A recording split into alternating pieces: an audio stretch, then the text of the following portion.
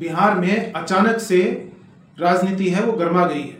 अभी प्रशांत किशोर कह रहे हैं या तो वो नोटिस वापस लो, वरना मैं आपके जो 500 करोड़ के 200 करोड़ के जो घोटाले हैं उनको मैं उजागर करूंगा। मतलब शायद प्रशांत किशोर हैं वो मोल भाव कर रहे हैं या एक पूरे राजनीति में या लोगों के बीच में एक परसेप्शन का खेल है वो कर रहे हैं। उनके पास अभी तक कोई ठोस मुद्दा नहीं था और ये शायद मुद्दा है उनके हाथ लग गया है, चाहे तो वो सही हो, क्योंकि ये कानूनी मामले हैं और एक दिन में सुलझते नहीं है। किसी के आरोप लगाने से कोई आरोपी नहीं हो जाता है और किसी का खंडन करने से कोई आज़ाद नहीं हो जाता है। कानूनन तरीके से जो हमारे भारत की जो न्याय प्रणाली है वो काफ़ी शिथिल है और उस शिथिलता का लाभ उठा करके नेता हैं वो बच निकलते हैं।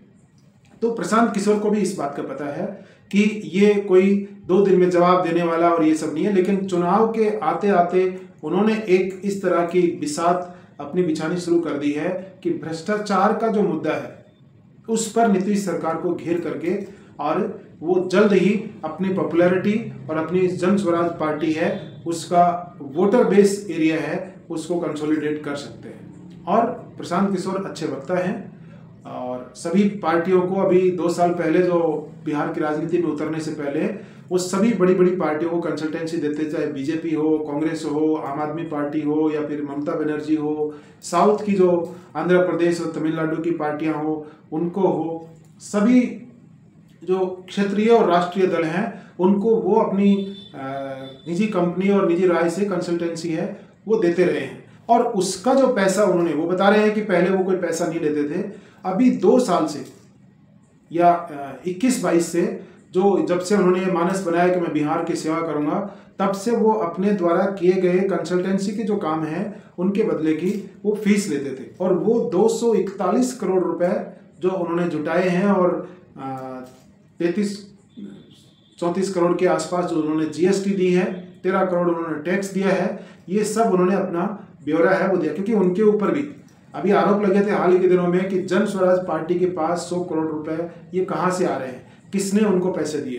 तो उन्होंने अपनी निजी संपत्ति है, निजी आय जो है वो उन्होंने उसे डोनेट करने की बात कही। ये मामला है वो एक दूसरे के ऊपर आरोप प्रत्यारोप, वो उनको सारा खेल है वो परसेप्शन और पैसे का है। प्रशांत किशोर को भी फंडिंग हो रही है, बिना फंडिंग के कोई पार्टी है वो चलती नहीं है। जैसे आम आदमी पार्टी को भी कनाडा से और विदेशों से इनसे खूब फंडिंग मिलती थी। पंजाब में चुनाव हुआ, दिल्ली में चुनाव हुआ, तो जो नई बनी हुई पार्टी होती है उसका ना तो इतना बड़ा इंफ्रास्ट्रक्चर होता है, न उसका इतना बड़ा कार्यकर्ताओं का एक संवर्ग होता है और ना ही उसकी आर्थिक स्थिति अच्छी होती है। तो उसको फंडिंग भी चाहिए होती है और कार्यकर्ता भी चाहिए होते हैं। ऐसे में नई पार्टी है वो इलीगली धन इकट्ठा करने के मामले में काफ़ी कुछ शिकायतें आती हैं और पकड़े जाते हैं। तो प्रशांत किशोर के ऊपर भी यही आरोप लग रहे थे कि आपके पास ये करोड़ों रुपए है वो कहाँ से आ रहे हैं। तो उन्होंने अपनी आय का, हालांकि उन्होंने कोई दस्तावेज ये प्रस्तुत नहीं किया है, मौखिक रूप से प्रेस कॉन्फ्रेंस करके और मीडिया के सामने ये बताया, जो कि कभी भी सत्य आधारित नहीं होता है। प्रेस कॉन्फ्रेंस के अंदर जो मौखिक तरीके से बताया जाता है वो कोई दावा नहीं है जब तक कि उसका कोई रिटन एविडेंस है वो कोर्ट में फाइल नहीं हो या वो जमा नहीं हो तब तक। तो ये साफ तौर पर एक दूसरी पार्टियों के खिलाफ परसेप्शन का एक खेल है और राजनीति में या चुनाव के समय जो जितना मुखर होकर के बोलेगा, जनता के सामने अपनी बात रखेगा, जनता में एक मुद्दा और एक ऐसा नैरेटिव बनाने में जो कामयाब रहेगा वो शायद लीड रोल में रहेगा।